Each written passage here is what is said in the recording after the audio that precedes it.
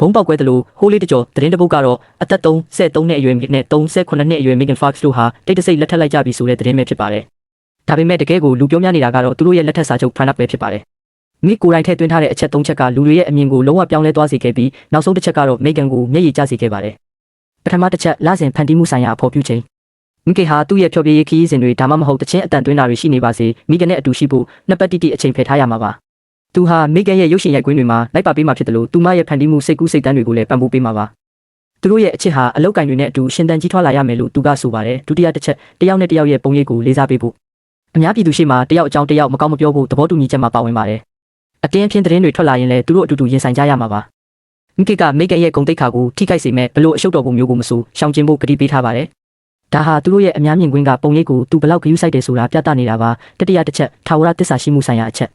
တကယ်လို့မိတစ္ဆာဖောက်ခဲ့ရင်သူပိုင်ဆိုင်တဲ့ဒေါ်လာ25တန်တန်မိုးရှိတဲ့ပစ္စည်းတွေရဲ့တဝက်ကိုမိကန်ကိုပေးရမှာပါဒါအပြင်သူဟာသူမရဲ့ပျော်ရွှင်မှုကိုအမြဲတမ်းဦးစားပေးသွားမယ်လို့လည်းရေးသားထားပါတယ်ဒါကိုမိကန်ဖတ်လိုက်ရတဲ့အခါမှာတော့မျက်ရည်တွေကိုမထိန်နိုင်ခဲ့ပါဘူးသူမရဘူးသမျှထဲမှာအစစ်မှန်ဆုံးဂရုစကားဖြစ်တယ်လို့လည်းပြောခဲ့ပါတယ်ဒါဟာတာမန်လက်ထက်စာချုပ်တစ်ခုမဟုတ်ပါဘူးတေချာဂရုတစိုက်ရေးသားထားတဲ့စံနှလွှတ်တစ်ခုပါတင်ကောဒီအိမ်အောင်ရေးကပိုပြီးတည်မြဲမယ်လို့ထင်ပါသလား